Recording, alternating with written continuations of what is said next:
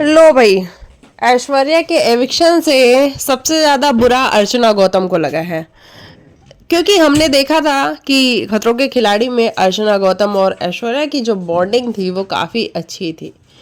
वहीं सौंडुस जो थी उनके साथ ऐश्वर्या की बिल्कुल भी नहीं बनती थी। सौंडुस ने एक बात भी शेयर करी थी कि अब आ रही है ऐश्वर्या और उसका असली रंग अब बाहर आएगा। तो कहीं ना कहीं सौंडुस उस मामले में ठीक भी थी, क्योंकि हाँ, हमने देखा है ऐश्वर्या को।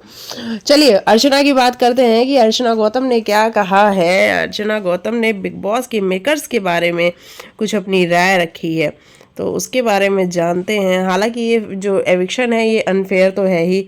बिग बॉस को चाहिए कि जो वो डिसीज़न लेते हैं वो खुद लें, ना कि किसी और घर वालों के ऊपर छोड़ दें। ये जब घर वालों का डिसीजन होता है तब तक कुछ ना कुछ अनफेयर होता ही है।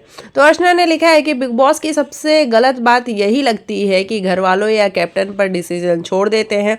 ये बहुत गलत है। वोटिंग पर ही होना चाहिए, क्योंकि ये ईशा कोई नहीं होती ऐश्वर्या को निकालने वाली।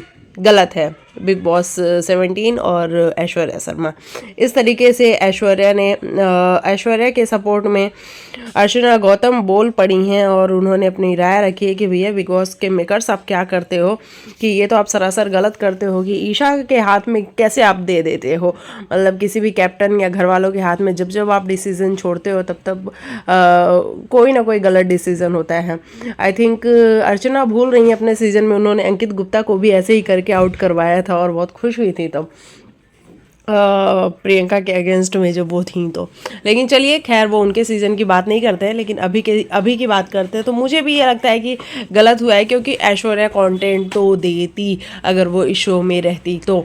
मुझे लगता है कि नील को बाहर करना चाहिए था, अनुराग को भी नहीं। मुझे लगता है कि नील को बाहर करना चाहिए था ईशा को, क्योंकि नील कुछ नहीं कर रहा है। नील ओवर एक्टिंग के अलावा और कुछ भी नहीं कर रहा है। ले दे के ऐश्वर्या के झगड़े वो लड़ने चला आता है। ऐश्वर्या इतनी कैपेबल है कि वो अपने झगड़े लड़ सकती है, लेकिन नील को ऐसा लगता है कि मेरी वाइफ को मेरी ज़रूरत है तो मैं जाके ऐश्वर्या के लिए लड़ाई करता हूँ।